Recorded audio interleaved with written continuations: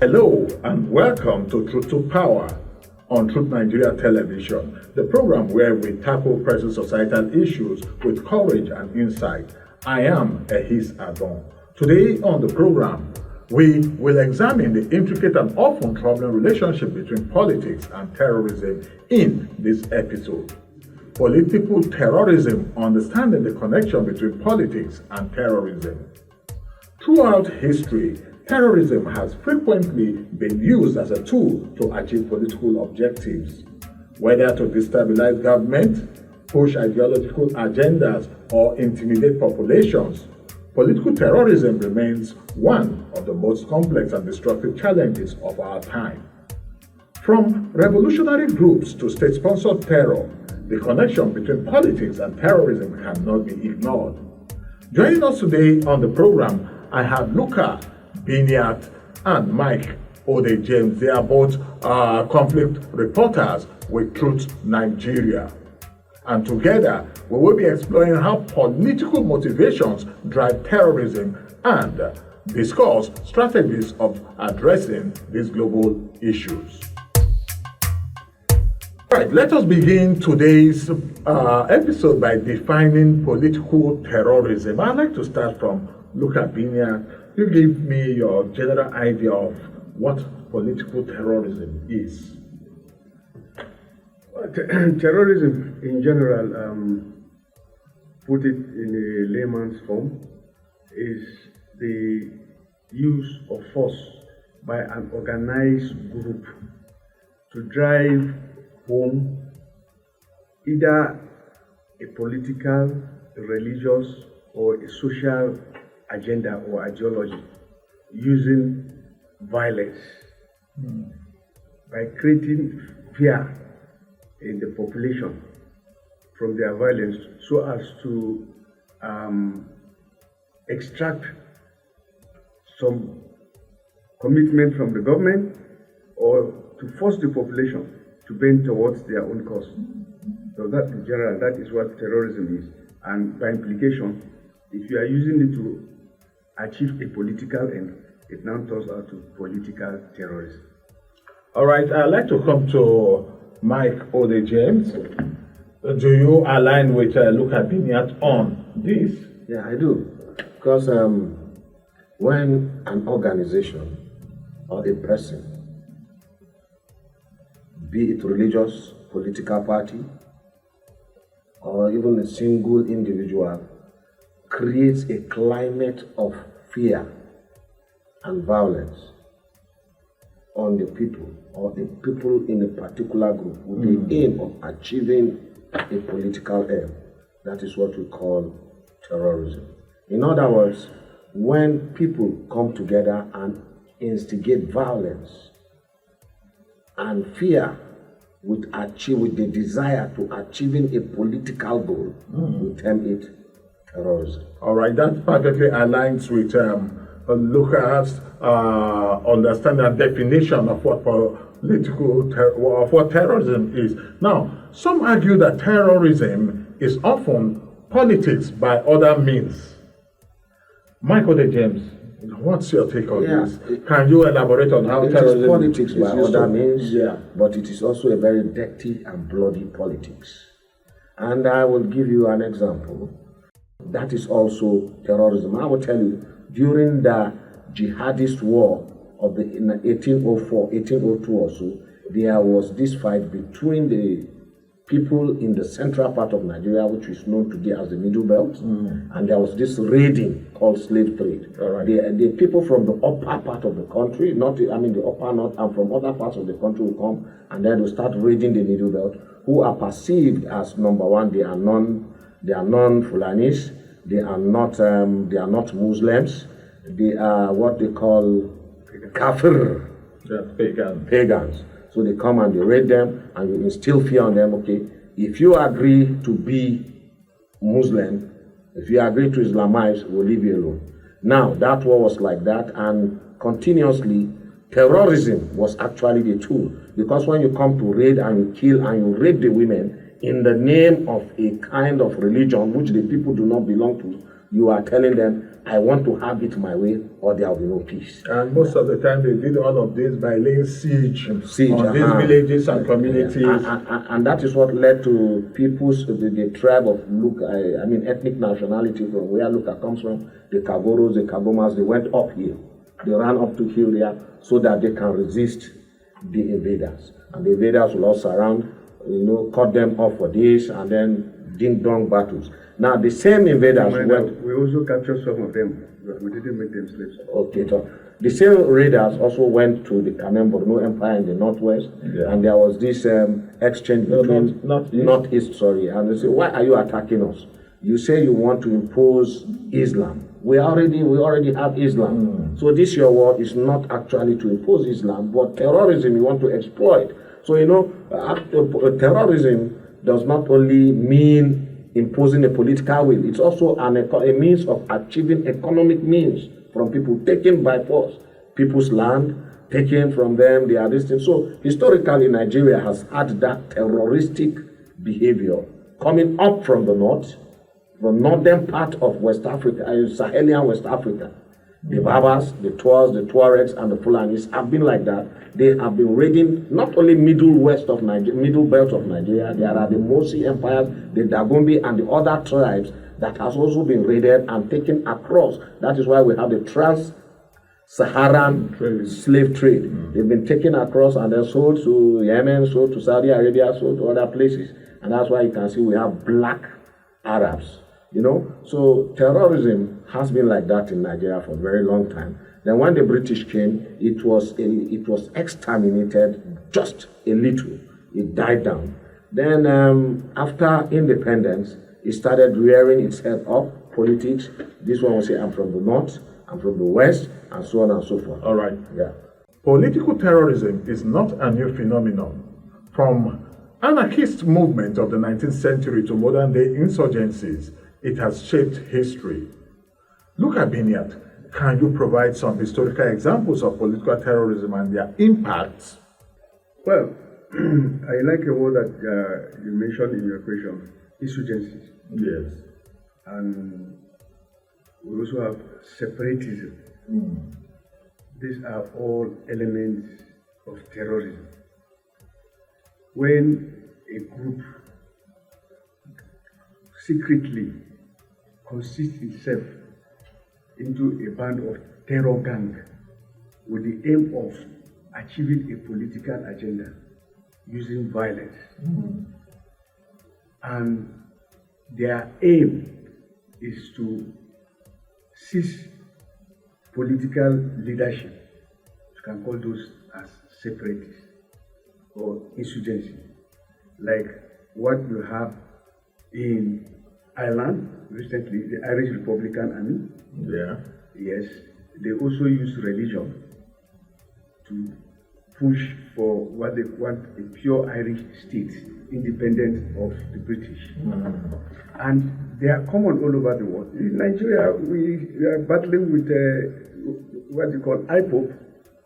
They believe that Biafra should separate from Nigeria. These are separatist groups using violence. They can equally pass as terrorists.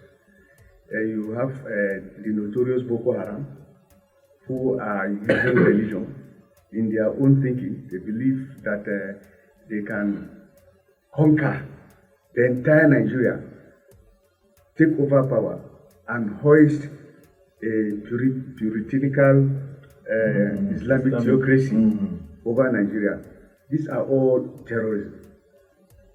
But to me, the most disturbing aspect of political terrorism in Nigeria is what people don't even take seriously, which is done by politicians with organized political parties recognized by law.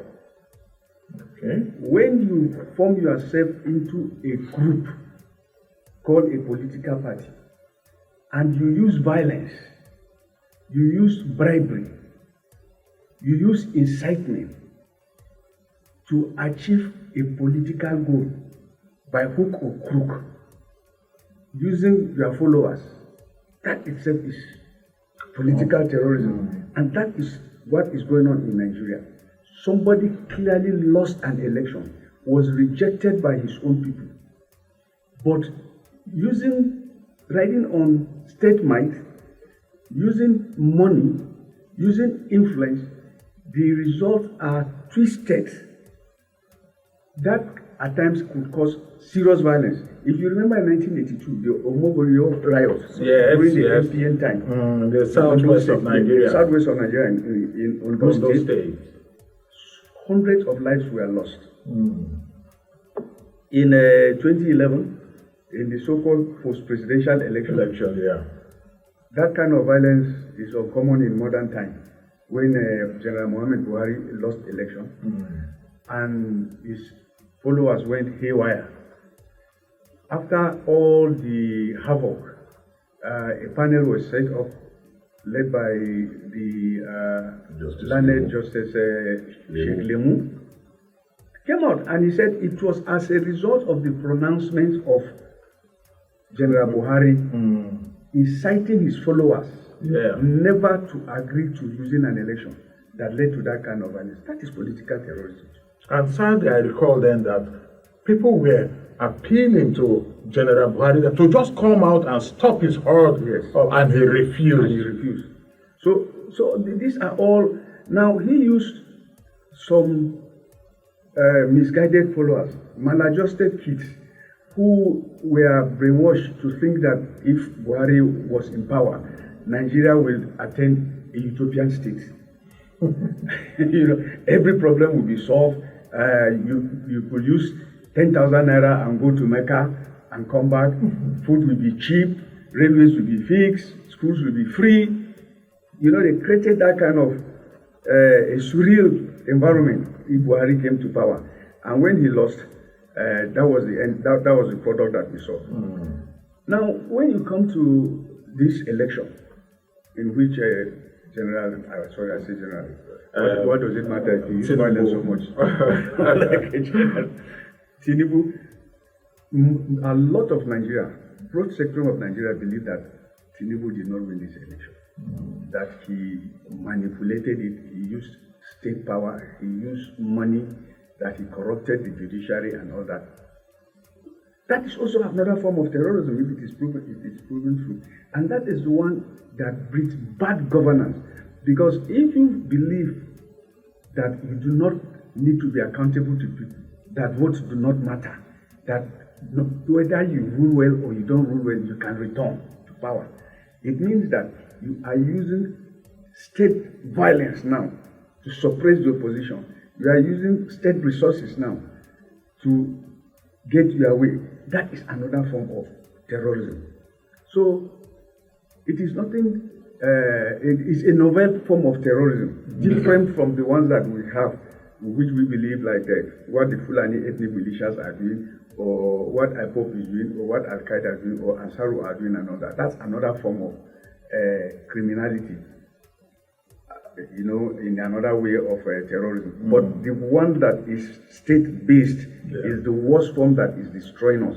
Because if you look at the prices of things today, if you look at the insecurity that is bothering us, if you look at the hopelessness that has enveloped this nation, if you look at the tension that is created between ethnic groups and all that, as a result of this bad governance, which was hosted through terrorism, political terrorism.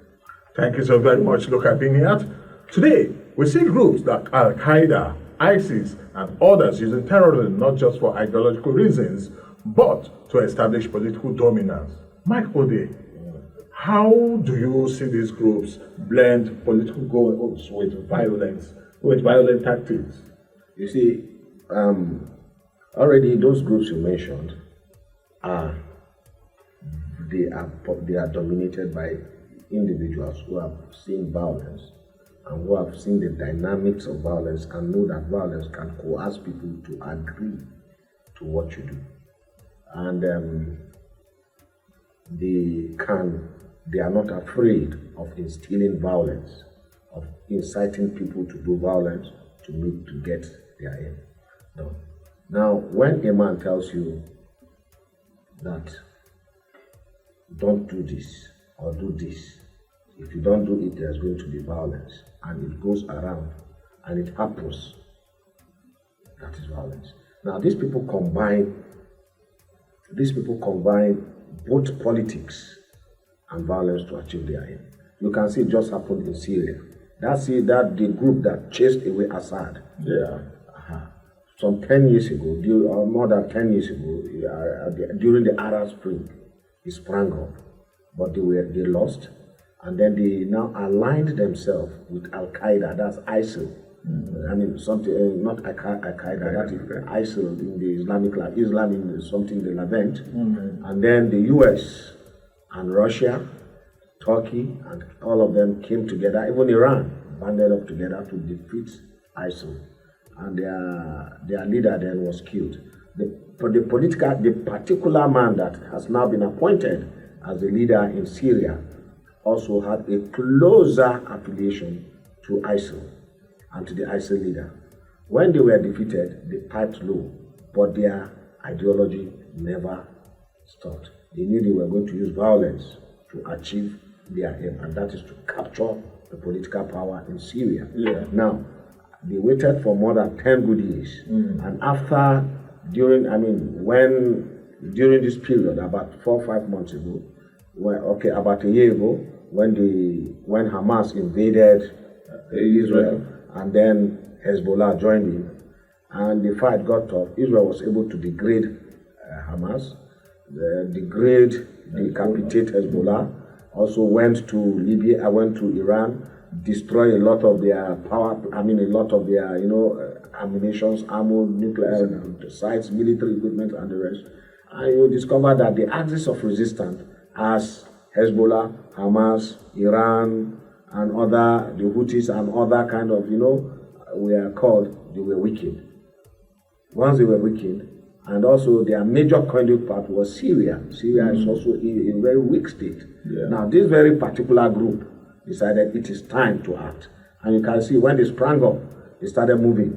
They captured Homs, they captured Hama, they captured Til, they went to Damascus, and Assad had no choice but to flee. You can see they had already taken up arms, and then they knew that with the force of arms, they would do what they want to do.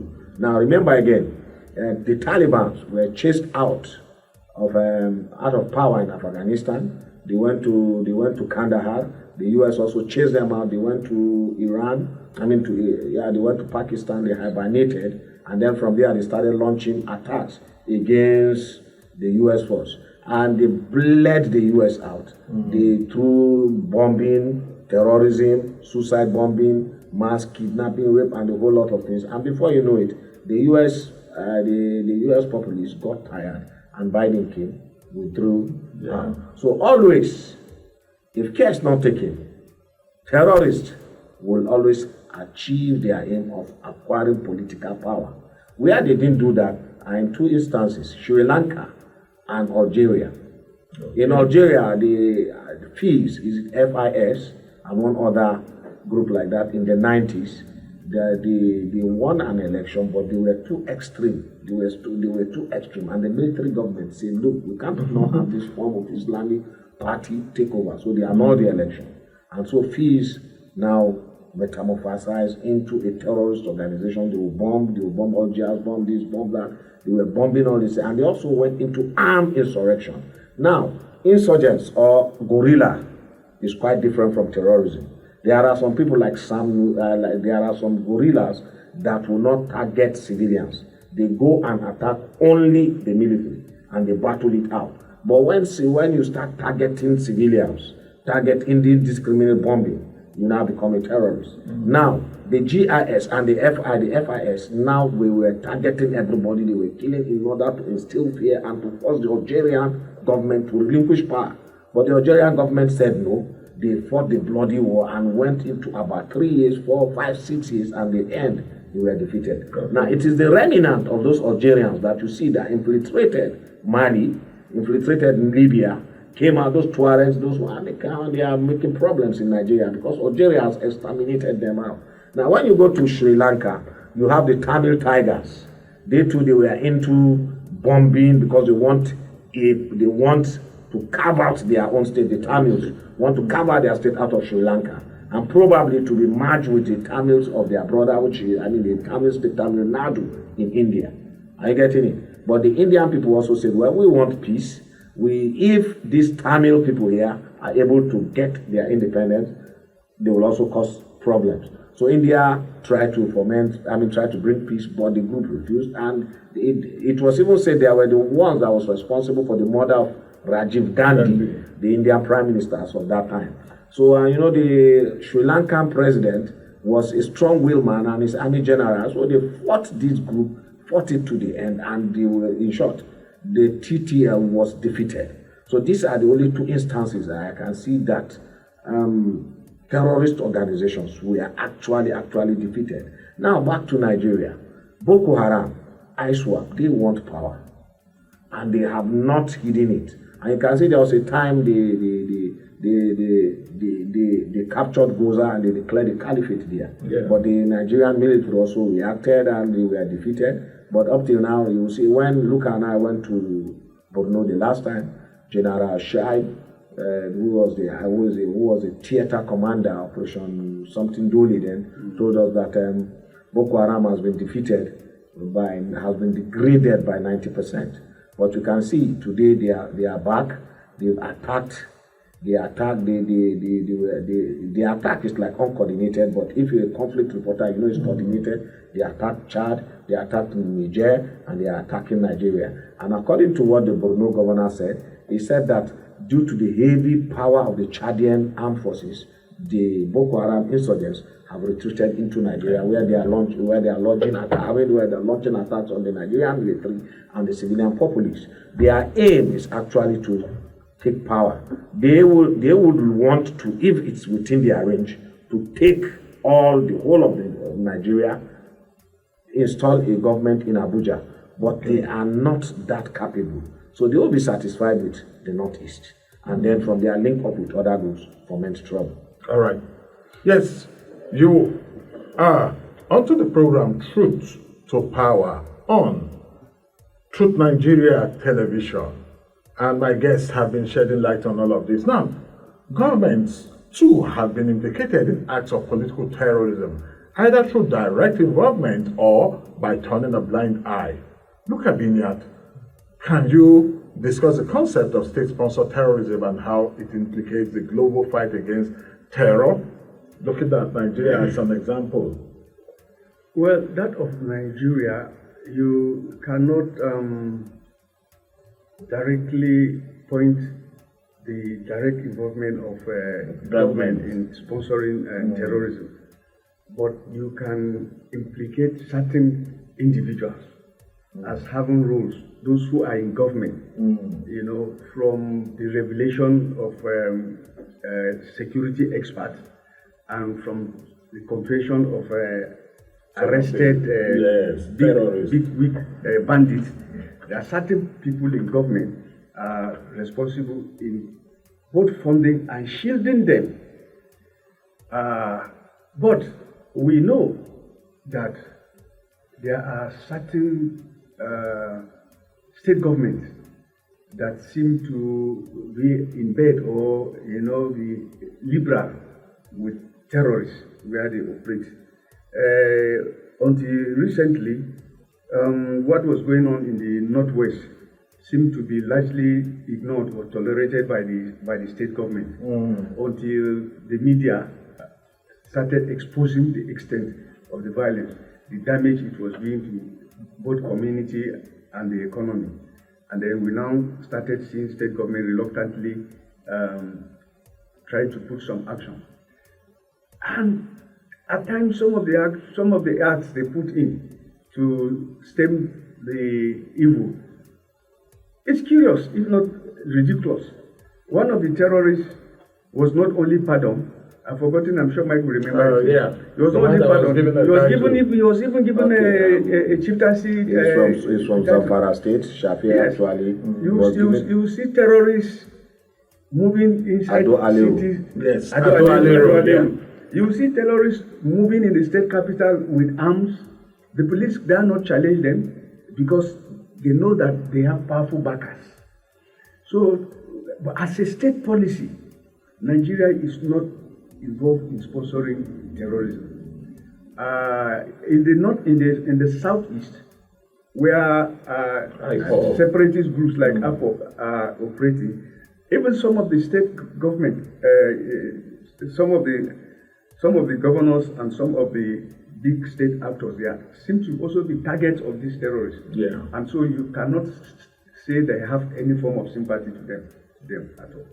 Okay. But if you go to the global level, we know that there are countries that are clear sponsors of terrorism. Saudi Arabia has been fingered. Yeah. Qatar has been fingered. Iran is perhaps the biggest. In fact, they are so unabashed about it. Yeah. And we have clusters of them like that. Yeah. But the United Nations that ought to take strong measures against these countries seem to even have sympathy for them. If you look at the way the UN is coming hard on Israel, out of an action that was clearly initiated, terrorism was clearly initiated by Iranian-backed Hamas to carry out the worst massacre of Jews since the Holocaust of Hitler. That Israel took a very strong position to defend its survivor, to the extent that instead of the United Nations to stand by Israel, they are now accusing Netanyahu of what we call it, crime against humanity. That is ridiculous. Nobody has called out Iran and said, you are the backers of these evil men. We ought to put sanctions in you. So at the global stage, the world is weak at taking actions against global sponsors of terror. Perhaps with the coming of Donald Trump, he might use United States strength to bring this kind of groups and countries under control. That is our hope. All right. Yeah. Still looking at this, and now I want us to speak directly to the fact that the state, as it were, and state actors that are actively involved in either grooming, arming, encouraging this terrorist and act of terrorism can also be traced to this present cycle of terrorism that's happening in Nigeria, which started from Boko Haram. Yeah. You recall that Muhammad Yusuf was an ally of the then governor of Borno State, who at some point appointed him as a commissioner and also made him the lead and head of the religious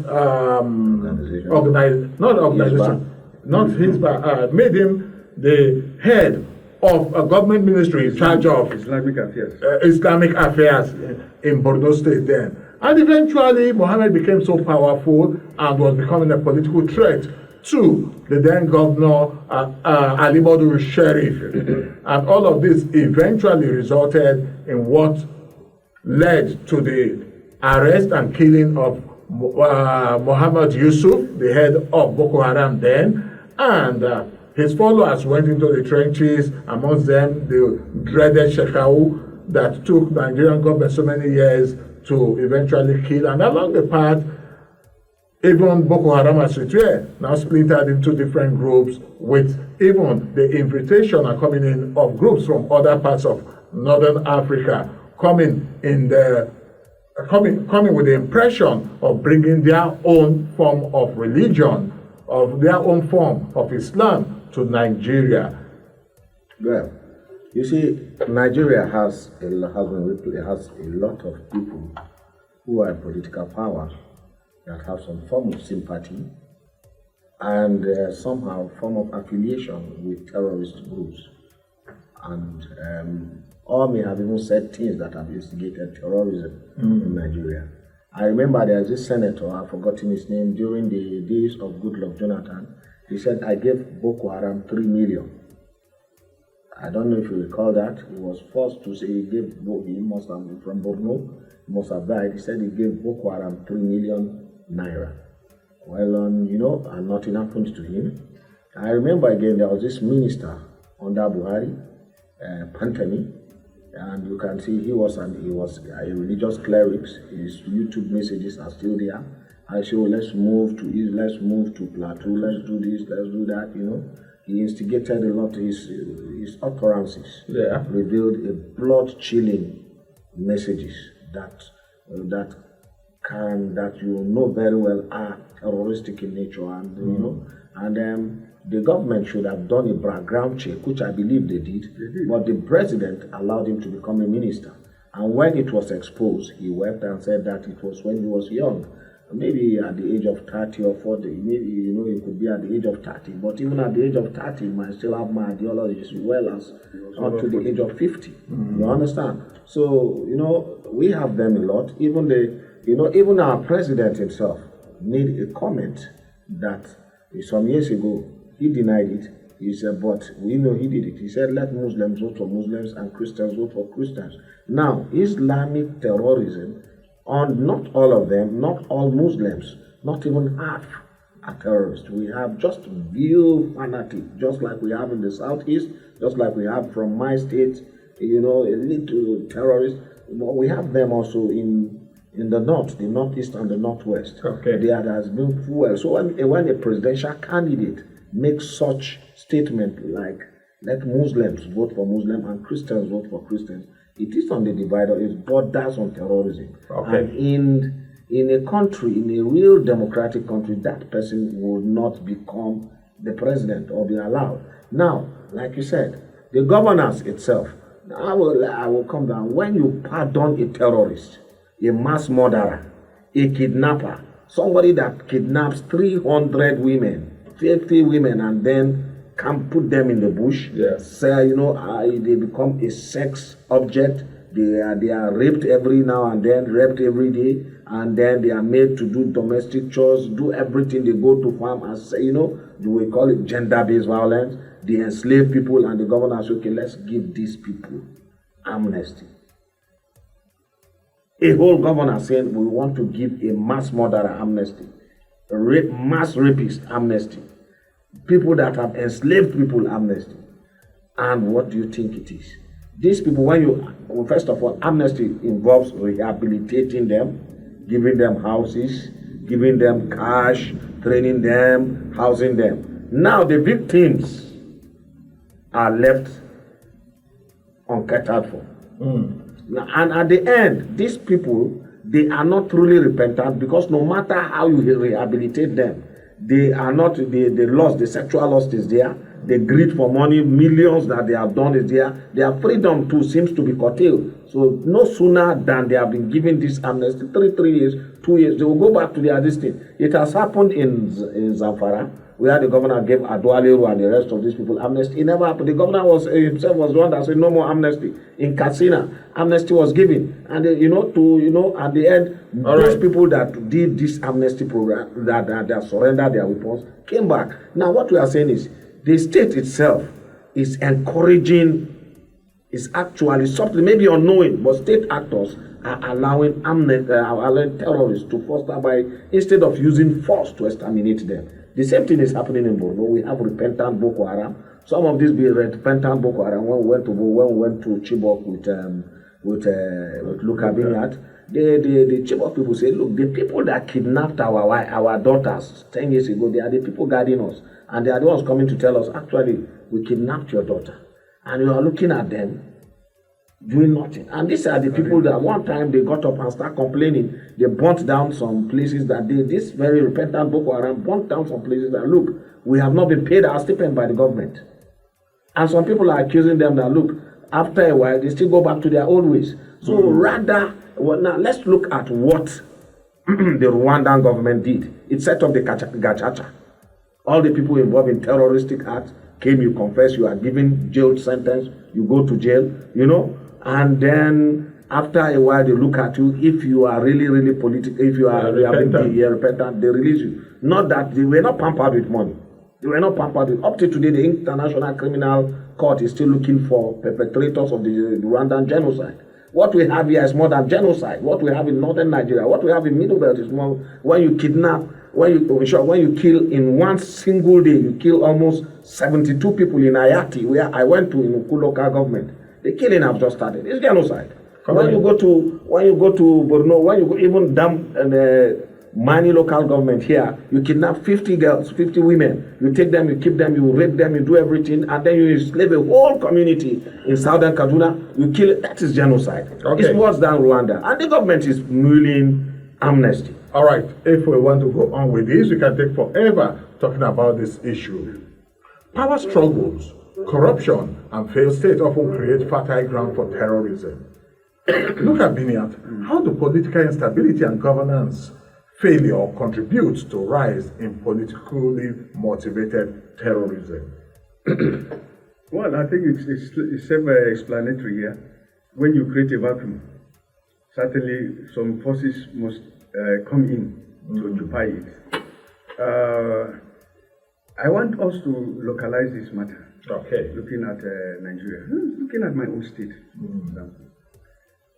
It will surprise you to learn that what the Fulani ethnic militias have done in southern Kaduna and first part of Benue is that they have carved out an ungovernable space of about 6,000 square kilometers.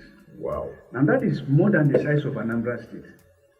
That is almost the size of close to the size of Imo State and Lagos State combined together. These are ungoverned spaces. If you must live in those spaces, you must live under the terms and conditions of the terrorists.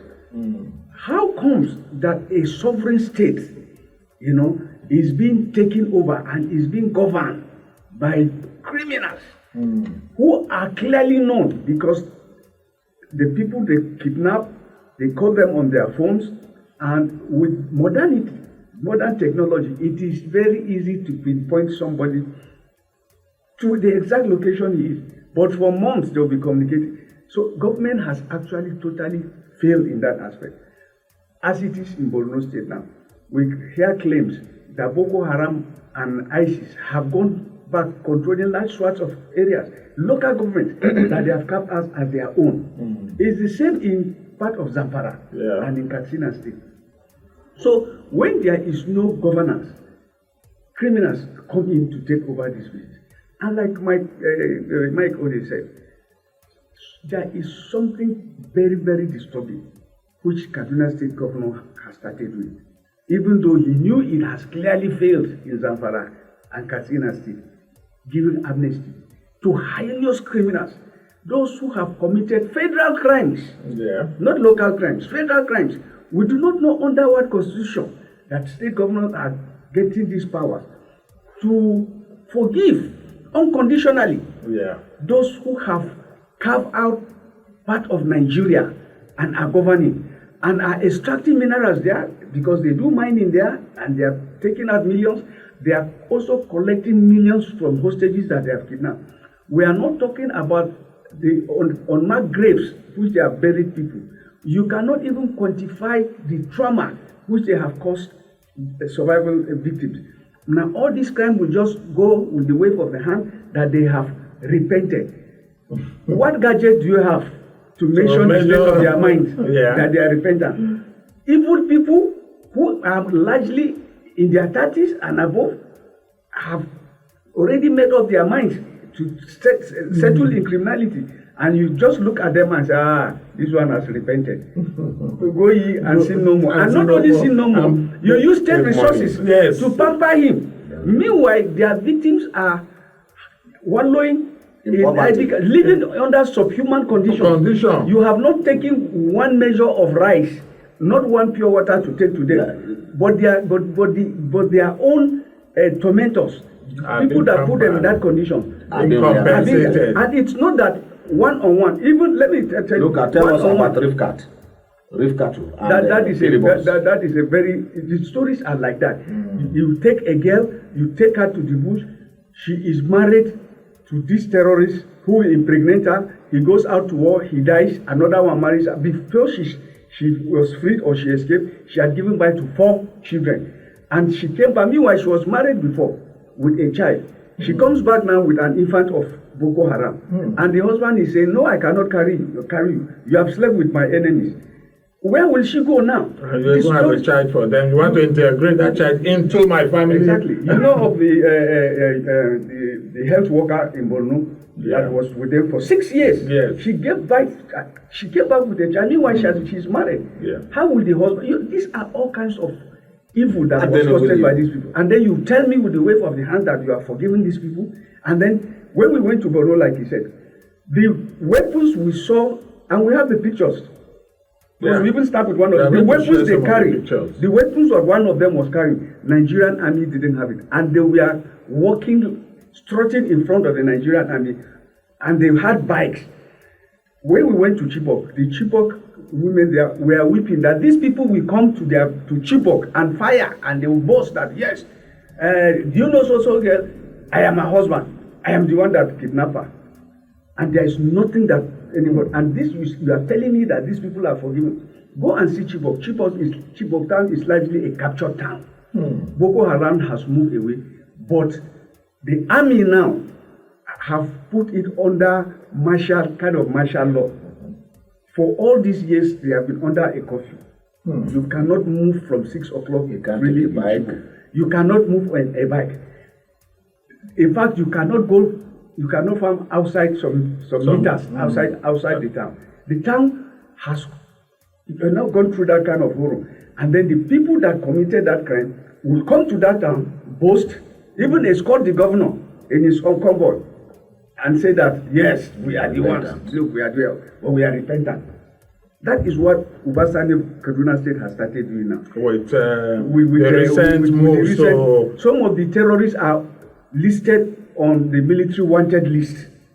Clearly, in fact, a ransom of, a tag price of, I think it's 5 million is placed that if you can get this one, give us information leading to how to capture him, you are the owner of 5 million. And then suddenly our governor is coming out with them, organizing a jamboree party, a ceremony to welcome them back. Just like that.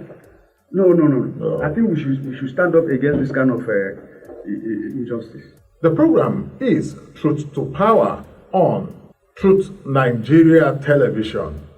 Groups like Boko Haram and ISWAP often exploit political grievances.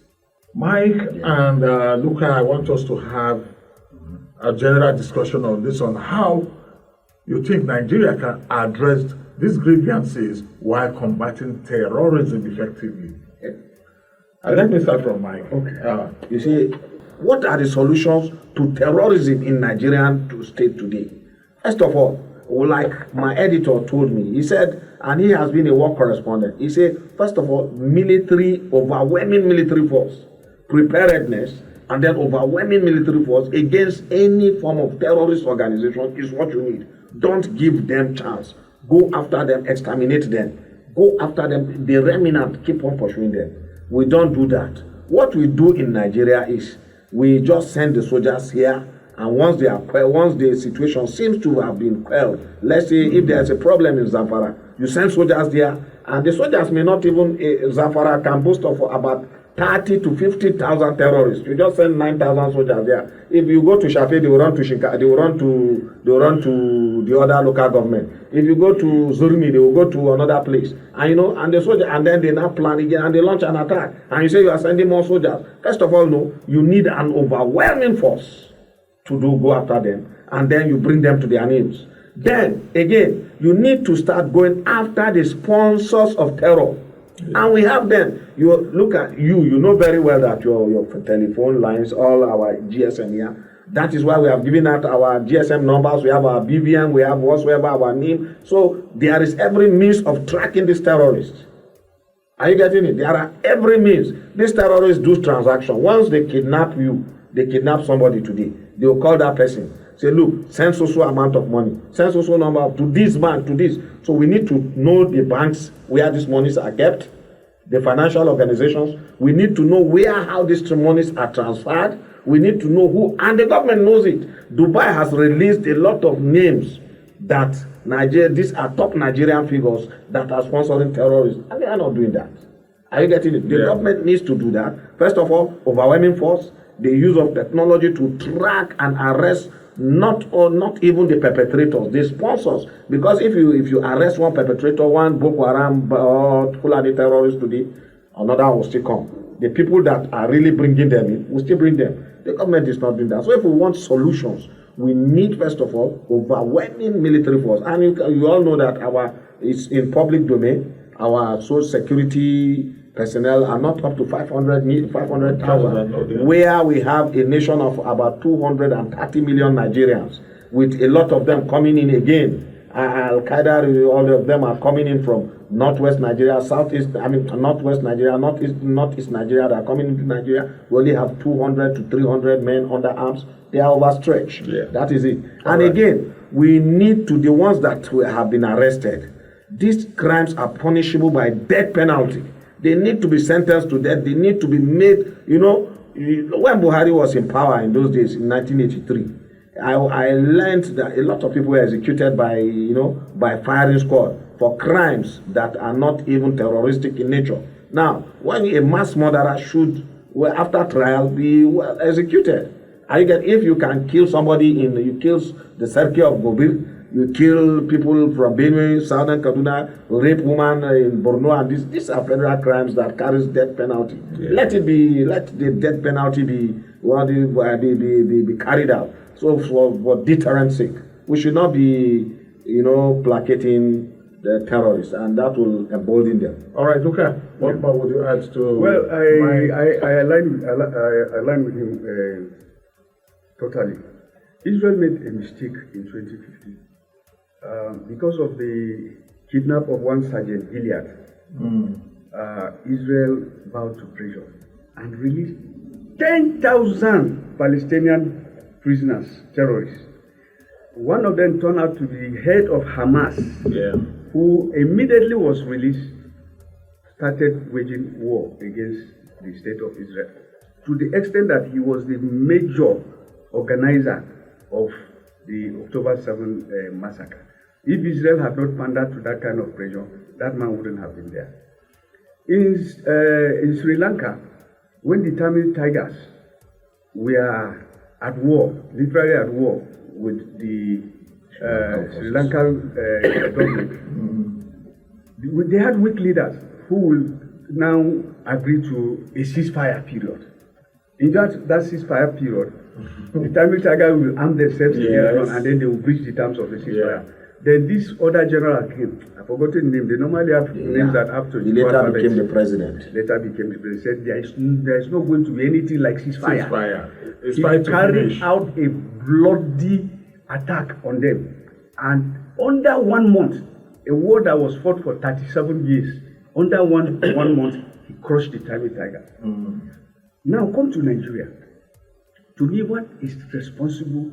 The primary seed that gave rise to terrorism in Nigeria, organized terrorism in Nigeria from 1999, was the mistake of President Olusegun Obasanjo to allow Sharia to take off in Zamfara State, which was clearly against the Constitution. The Constitution said that Nigeria is a secular state, that there can never be any state religion, but he had this poor foresight. He said that it was a political Sharia, that it will die. But what did we see?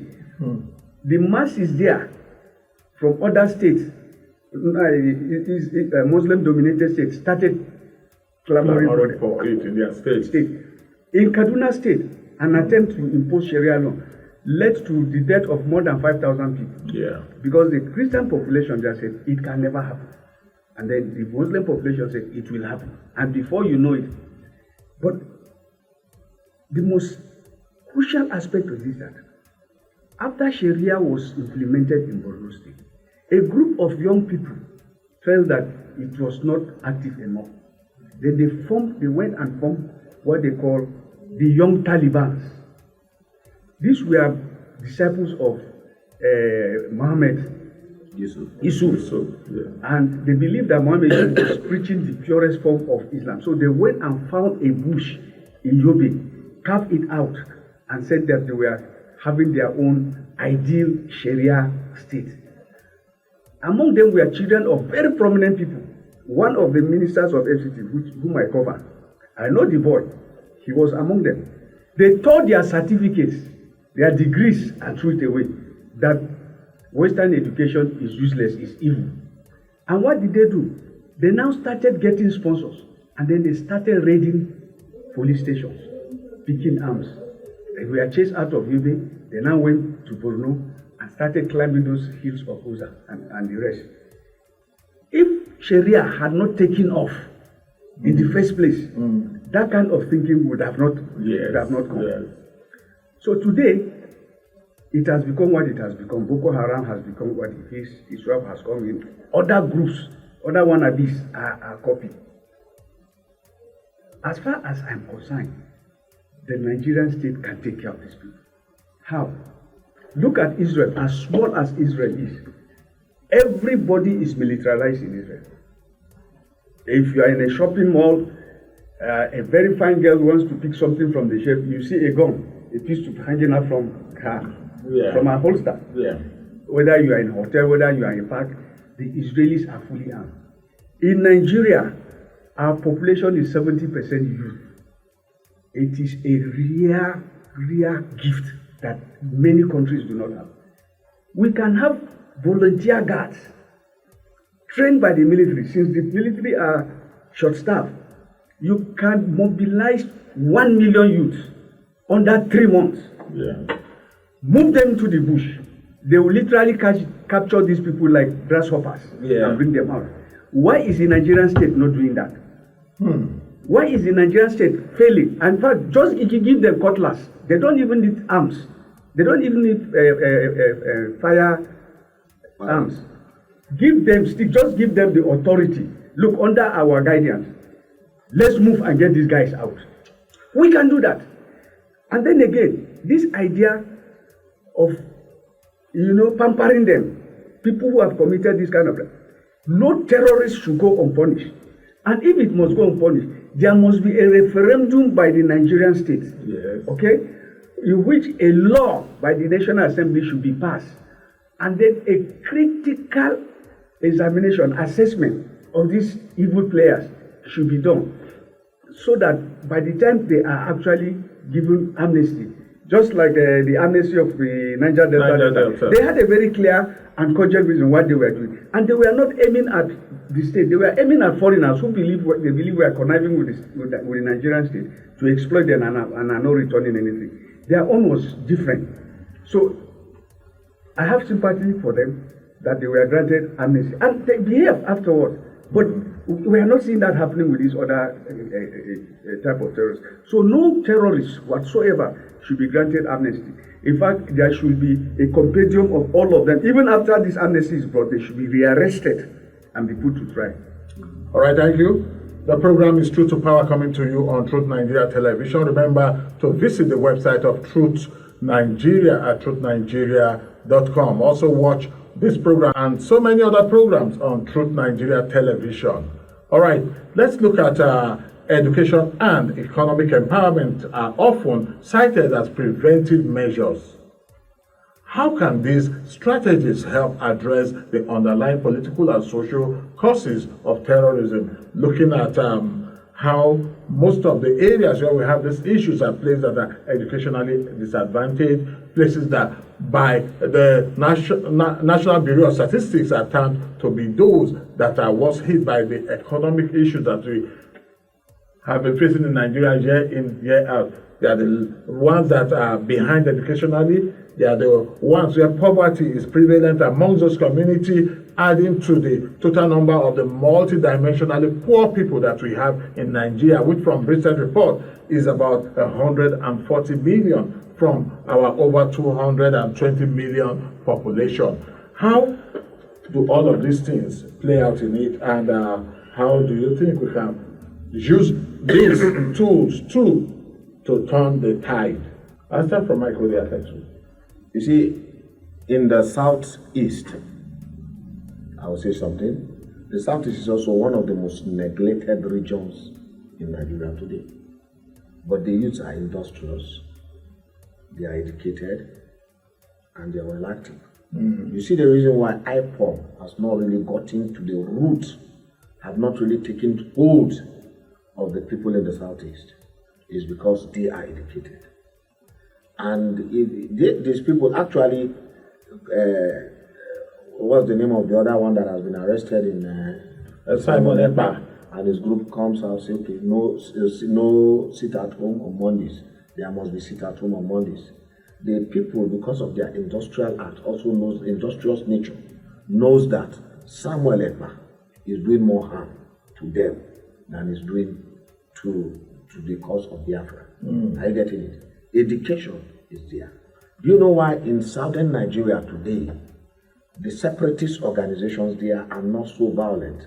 And you can see all the geopolitical zones, including the Niger Delta, have experienced one form of political terrorism and violence and separatist tendency apart from the southeast, southwest. It's because that is where we have Professor Wole Soyinka, we have Professor Babawa, you know, all of them are mainly from there. Education plays a lot of role. And the southwest happens to be one of the most industrialized regions in West African sub-region. Now, let's move back to the north, where terrorism has taken hold. Like you said, 90% of all the cases of poverty happens either in the northeast or in the northwest. And I will tell you that it is the government that is actually responsible for the backwardness of education in this place. Right from the days of colonialism, they don't want Western education. While the other regions are going to, I mean, like even before now, before Awolowo became the even premier of Western region, the prelude to the independence, they had already been establishing schools. They were allowing Europeans to establish schools. But in the north, the Europeans were not really establishing secular schools. That is the Western education. So they were shielded. And you know, probably Islamic education was more prominent. The people felt that, look, if you go and you take Western education, you no longer be liberalized. You no longer think properly. So will not keep you, the emirs, the malams, the mullahs will not be able to tell you to do this, to do that. You understand? That was one. And the British respected them. And when they start coming, even in the 70s, schools like Punamina and the rest were taken over by state government, and they were not properly funded. If you go to places like Kwara, where I've been I don't understand. Mission schools were taken over by state government. Christian mission schools. Christian mission schools. I'm going to tell you that. I'm going to tell you the one that even happened in Kwara, where I know of, up to today is still happening. All the Christian mission, the governor called them and said, look, we want to give you aid. We are not taking over your school. We just want to give you aid because we discovered that we are backward due to the nature, the Islamic nature of our people. They don't go to school. While you, this school, you have set up, you Christian organizations, you have set up. We want to commend you. We want to give you money. We'll pay your school. We'll pay the school fees of these children. We'll pay for the teachers. But one thing is allow people to come. We just call it grant-aided schools. But you maintain and at the end, all of a sudden they agreed. They read the agreement. Then one governor just came and said, these grant-aided schools now, let's change them to government-owned schools. Yeah. You get it? Now, a situation where, I'll give you another example. Goodluck Jonathan foresaw a problem of the Almajiris. The Almajiris are the major problems of Nigeria. We have over 30 million out-of-school children. In the next 5 years, it's going to be more than 45 million. When I started studying the out-of-school children, that's the Almajiri, we have them just under Goodluck's time, it was about 12 million. Yeah. Are you getting it? Now, those people do not really come. A lot of them do not come from Nigeria. They come from Chad, they come from Niger, they come from Mali, they come way as far as Mauritania. You allow them. And then when they come, they mingle with the Nigerian children. They don't go to school.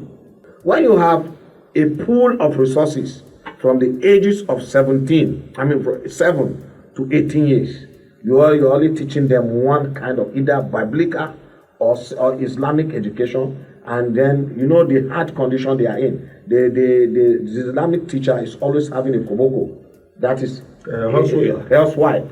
If you do not go according to their teaching, you are flogged very, very well. Then they are allowed to sleep on the floor. In the afternoon, they are sent away to go and beg for arms. Come back again, they are indoctrinated. Don't be, just like in those days, the Christians would tell you also, don't be equally yoked with unbelievers. Already they have been hardened. They trekked millions or hundreds of miles into Nigeria. They have endured hardship. They have been whipped. So these people are primed already. When Boko Haram comes, you move them to their fold. Yeah. When banditry comes, you can be recruited. Already they are scavengers.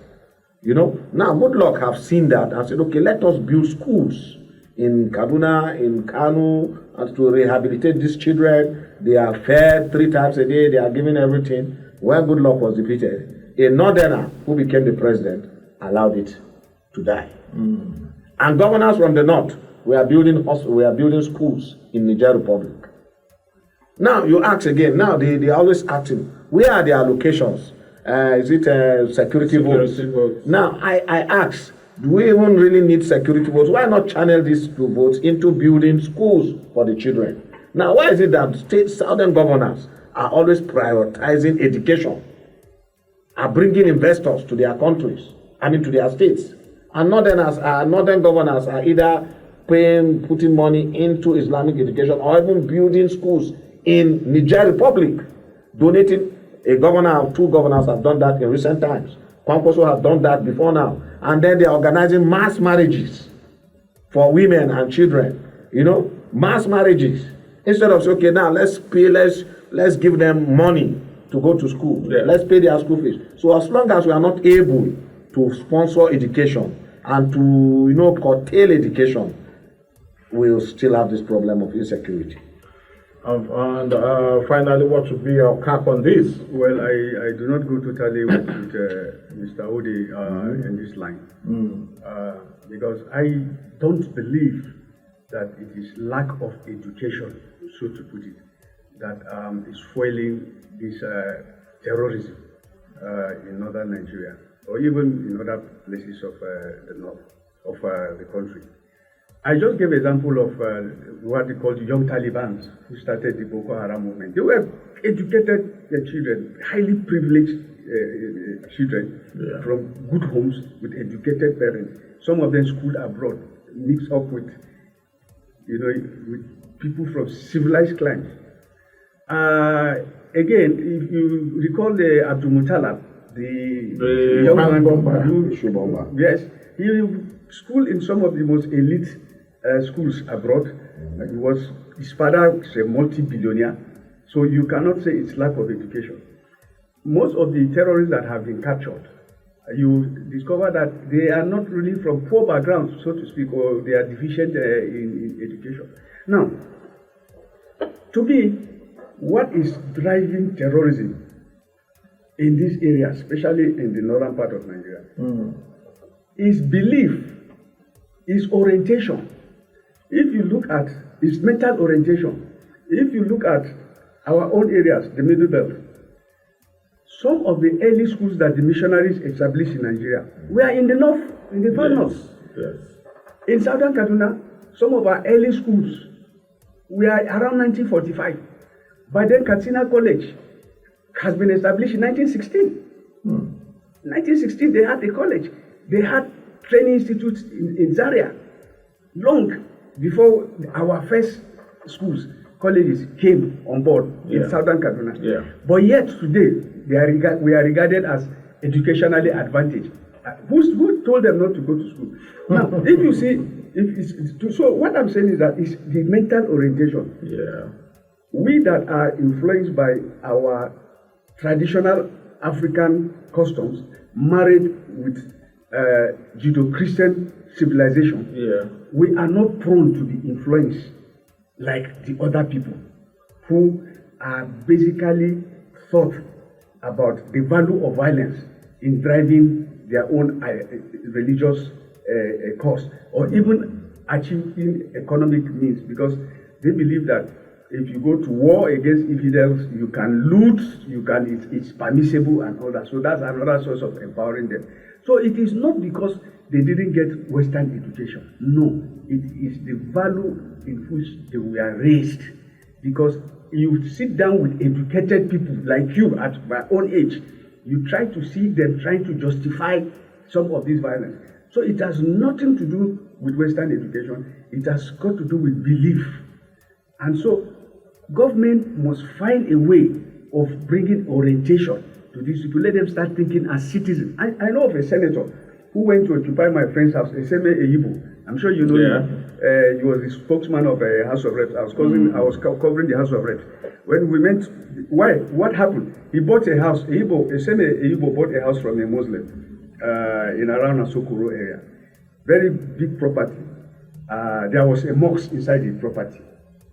Ehis was the owner of this property now, did this, landed this thing, changed everything, and then he decided to remove the mosque and then to put a church, a small chapel. So this senator heard that this house belonged to a Muslim from Katsina, from Zamfara, and it has been taken over by a Christian legislator who has removed the mosque.